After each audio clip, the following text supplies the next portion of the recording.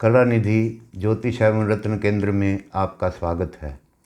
जानते हैं 1 अगस्त से 31 अगस्त 2024 तक कर्क राशि वालों का यह महीना कैसा जाने वाला है, ग्रहों के गोचर का उनके जीवन पर क्या प्रभाव पड़ने वाला है, क्योंकि ग्रहों का प्रभाव ही जीवन में विशेष महत्व रखता है। यह फलादेश चंद्र राशि, लगन राशि एवं नाम राशि तीनों से आप देख सकते हैं। अगर आप हमसे कुंडली का विश्लेषण करवाना चाहते हैं तो आप हमसे संपर्क कर सकते हैं। वीडियो के अंत में ग्रहों के उपाय बताए जाएंगे जिससे कि आपके जीवन में शुभता का प्रभाव अधिक होगा। तो सबसे पहले जानते हैं सूर्य ग्रह के बारे में, जो कि आपकी कुंडली में धन भाव के स्वामी हैं। 16 अगस्त तक कर्क राशि में आपके लगन में रहेंगे एवं 16 अगस्त के बाद अपनी राशि सिंह राशि में दूसरे भाव में अपनी मूल त्रिकोण राशि में रहेंगे। 1 से 16 अगस्त तक सूर्य के प्रभाव से आप अपने परिवार में एक शक्तिशाली व्यक्ति के रूप में उभरेंगे।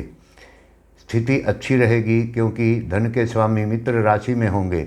आय के क्षेत्र में वृद्धि होगी जिससे कि आपको अधिक परिश्रम करना पड़ सकता है अपनी आय बढ़ाने के लिए। 16 अगस्त के बाद आर्थिक स्थिति मजबूत होगी, परिवार में कोई शुभ कार्य होगा एवं परिवार के अंदर खुशहाली भी आएगी। समाज में आप एक प्रतिष्ठित व्यक्ति के रूप में जाने जाएंगे, लेकिन स्वास्थ्य संबंधी कुछ आपको इस महीने में दिक्कत हो सकती है। सर दर्द एवं नेत्र पीड़ा हो सकती है। पूरे मास का विश्लेषण वीडियो के अंत में करेंगे। मंगल, जो कि कर्क राशि वालों के लिए एक योग कारक ग्रह हैं, गुरु से वो योग करेंगे।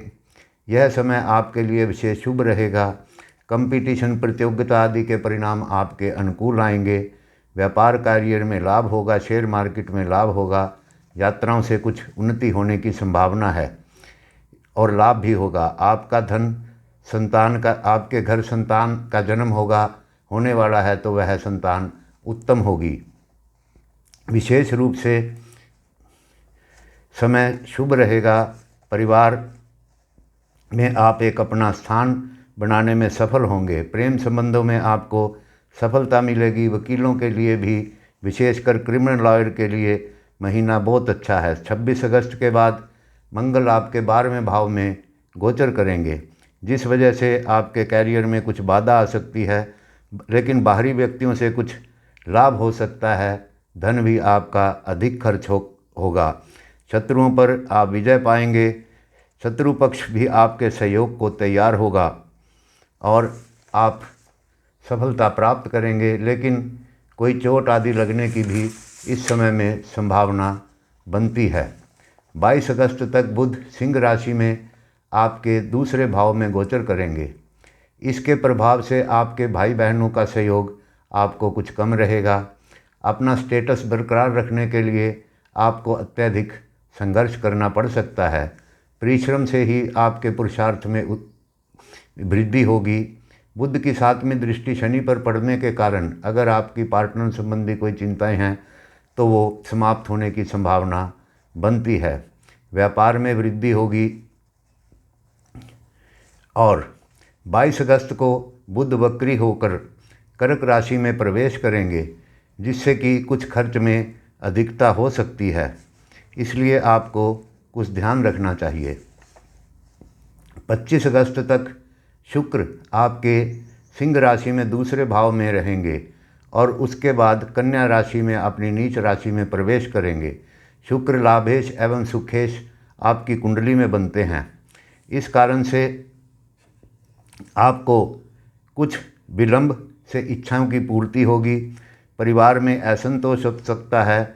माता के सुख में भी कुछ कमी हो सकती है और भूमि, वाहन, भाई बंधुओं के सुख में भी कुछ कमी होगी। दूसरों की मदद करने से आपको संतोष मिलेगा। स्वास्थ्य में कुछ सुधार की संभावना बनती है। वर्ष भर बृहस्पति आपके 11वें भाव में रहेंगे। भाग्य भाव के स्वामी होने के कारण आप अपने पुरुषार्थ से अपने भाग्य का निर्माण करेंगे। छठे भाव के स्वामी होने की वजह से शत्रुओं से भी आपको इस समय में लाभ प्राप्त होगा। किसी की सहायता के बिना भी आप आगे बढ़ने में सफल रहेंगे। संतान का सुख मिलेगा। विद्यार्थियों को सफलता प्राप्त होगी। कंपटीशन में सफलता प्राप्त होने के पूरे चांस हैं। पद की प्राप्ति होगी। शेयर मार्केट से भी लाभ की संभावना बनती है। जो लोग अपनी संतान से परेशान चले आ रहे हैं उन्हें इस समय में उससे मुक्ति मिलेगी। धन की प्राप्ति होगी। मान सम्मान भी मिलेगा। अब शनि ग्रह कर्क राशि वालों के लिए ढैया पर चल रहे हैं। शनि की ढैया के कारण जीवन स्तर में कुछ निम्नता हो सकती है। धन प्राप्ति तो करेंगे लेकिन वह धन आपके लिए पर्याप्त ना होगा। स्त्री को कष्ट हो सकता है। व्यापार में कुछ परेशानी हो सकती है। परिवार में विवाद हो सकता है। या आपको अपने हर मूल्यवान वस्तु का ध्यान रखना चाहिए क्योंकि चोरी होने की संभावना है। संतान को परेशानी हो सकती है और आप चिंताओं के शिकार हो सकते हैं। राहु वर्ष भर आपके नवम भाव में गोचर करेंगे, जिसके प्रभाव से यात्रा व उच्च शिक्षा प्राप्त करने वाले विद्यार्थियों को कुछ व्यवधान हो सकता है। आपकी गलती से आप किसी घोर संकट में फंस सकते हैं और आप किसी अनैतिक कार्य में भी उलझ सकते हैं। अगर आप गलती से घोर संकट में फंस जाएं और अगर आप संयम से काम लेंगे तो धीरे धीरे समस्या का आप समाधान कर लेंगे। नशे आदि की लत से इस समय में आपको हो सकती है, उससे दूर रहने की आपको चेष्टा करनी चाहिए। अब करते हैं कुंडली का विश्लेषण। स्वास्थ्य आपका सामान्य रहेगा। रोगों से आप मुक्त रहेंगे और स्वास्थ्य अगर आपको कोई दिक्कत भी होगी तो तेज़ी से आपके स्वास्थ्य में लाभ होगा। आपको नेत्रों, अस्थियों, सिर, हृदय, प्राण शक्ति तथा रक्तपित्त आदि के रोग प्रभावित नहीं कर पाएंगे। इस महीने में अगर आप किसी हड्डियों के रोग से पीड़ित हैं तो आपको छुटकारा मिलेगा, लेकिन आपको शीघ्र बुखार, क्रोध आदि आने की संभावना है। लेकिन किसी भी रोग को में लापरवाही मत बरतें। धन संबंधी स्थिति अच्छी बनी हुई है।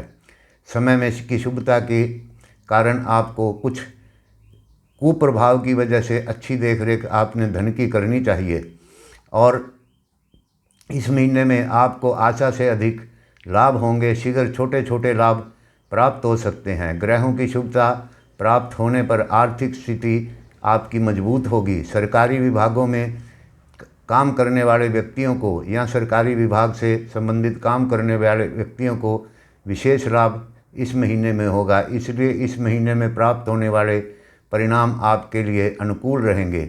इससे पूर्वित जो आपके कार्य लंबित हैं वो भी इस समय में पूर्ण होंगे। आप पर्याप्त मात्रा में लाभ पाएंगे और आप संतुष्ट रहेंगे। नए क्षेत्र में निवेश करने के लिए भी यह समय शुभ है। भिन्न प्रकार के कपटी लोग आपके लाभ पहुँचाने में बाधा डाल सकते हैं, उनसे ज़रा सावधान रहना चाहिए। जैसा कि हमने बताया था, शनि की तीसरी दृष्टि आपके व्यवसाय पर पड़ी हुई है, इसलिए आपको अपने कार्य क्षेत्र की अधिक देख रेख करनी चाहिए, वरना व्यापार में आप किसी समस्या में उलझ सकते हैं। ऐसे लोगों से दूर रहें जो आपसे वाद विवाद करें। प्रत्यक्ष या अप्रत्यक्ष हर प्रकार से इन सब चीज़ों से दूर रहें। उच्च स्तरीय अधिकारियों से आपको विवाद और संघर्ष से बचना चाहिए, जिससे कि आपको लाभ होगा। आपको अपने कार्यों में अधिक से अधिक रुचि लेनी होगी। शुभ ग्रह और अशुभ ग्रह दोनों प्रभाव आपके कर्म भाव पर पड़े हुए हैं, इसलिए अपने कार्य से संतुष्ट होने के लिए सतर्क रहें और मेहनत करें। विद्यार्थियों के लिए स्थिति भी मिली जुली बनी हुई है। इस अवधि में सितारों की स्थिति के लिए कुछ शुभ और अशुभ फल हैं। शिक्षा जगत से जुड़ा वर्ग बहुत जल्द सीख पाएगा और अध्ययन कार्यों में रुचि लेने के लिए इन्हें सहज होगा। अगर आप लापरवाही बरतेंगे तो आपको कुछ हानि हो सकती है। कुछ प्रतिष्ठित छात्रवृत्ति स्कॉलरशिप प्राप्त करने के लिए आपको अधिक मेहनत करनी चाहिए।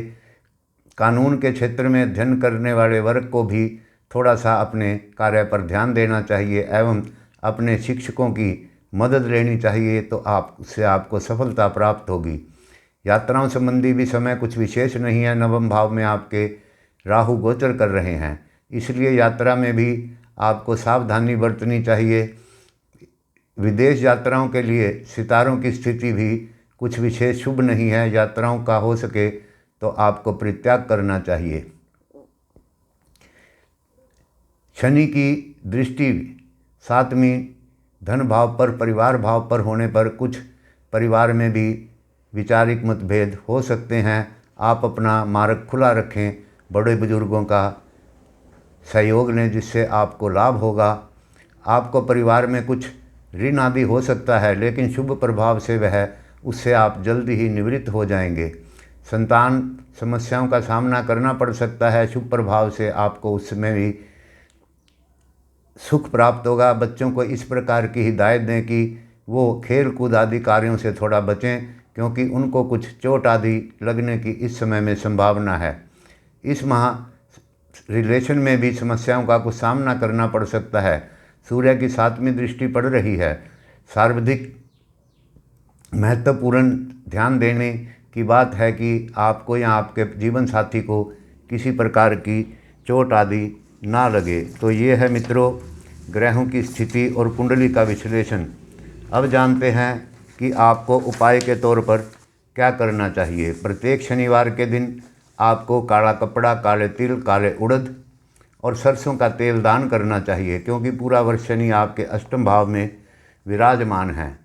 प्रतिदिन आपको मंदिर जाना चाहिए, हनुमान जी की पूजा करें, मंगलवार को प्रसाद आदि का वितरण करें, हनुमान चालीसा का पाठ करें, क्योंकि मंगल आपके, हनुमान जी आपके सबसे शुभता देने वाले ग्रह हैं और अनिष्टों को भी समाप्त करने वाले हैं।